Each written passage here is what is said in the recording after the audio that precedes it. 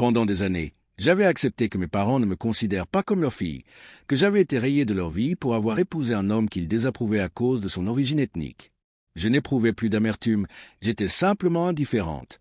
Ma sœur avait été leur enfant chéri, obéissante et parfaite, mariée à l'homme qu'ils approuvaient, tandis que j'avais construit une vie avec mon mari, pleine d'amour et de réussite, loin de leur emprise, et que j'étais heureuse dans notre monde sans eux. Puis, un après-midi comme un autre, mon téléphone vibra. C'était ma mère qui appelait.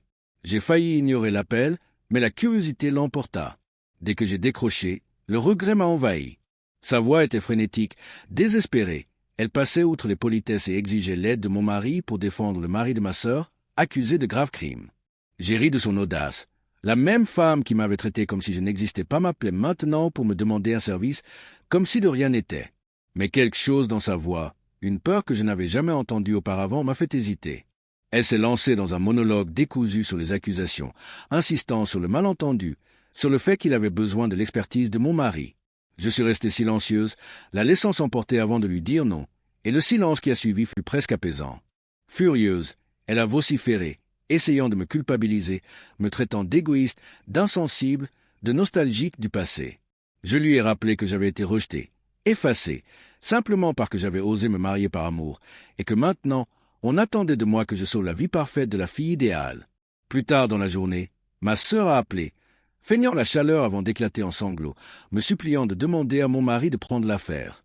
J'ai ri de nouveau, lui disant qu'elle n'avait jamais été ma sœur dans les moments importants, qu'elle ne m'avait jamais défendu, qu'elle ne m'avait jamais tendu la main, et que maintenant, elle réclamait mon aide après avoir vécu confortablement pendant que j'étais abandonné. Je lui ai dit que c'était peut-être son karma, et j'ai raccroché, une étrange satisfaction m'envahissant à l'idée qu'ils allaient enfin devoir assumer les conséquences de leur choix. Le lendemain matin, mon mari a trouvé son téléphone inondé de messages de ma famille implorant de l'aide. J'ai décidé de prendre les choses en main et j'ai appelé ma mère pour lui dire la vérité.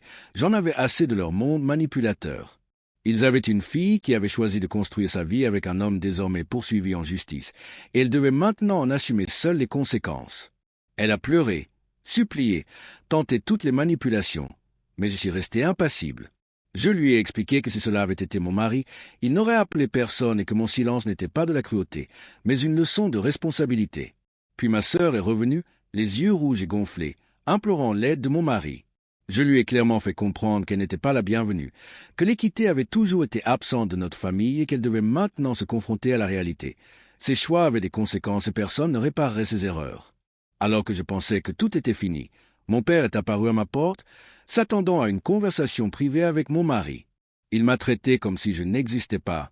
Je lui ai calmement dit que j'appelais la sécurité, puis j'ai claqué la porte sans discuter. Pour la première fois depuis des années, j'ai ressenti une victoire, non pas de la colère, ni de la confrontation, mais du refus de céder à leur sentiment de supériorité et de contrôle. Ce soir-là, j'ai discuté avec mon mari, digérant tout cela. J'étais enfin prête à tourner la page, libérée de la manipulation et de l'hypocrisie de cette famille qui m'avait autrefois effacé. Je savais que j'avais repris ma vie, ma voix et ma paix intérieure, et que l'univers, ou plutôt mes propres limites, chèrement acquises, m'avaient enfin rendu le pouvoir.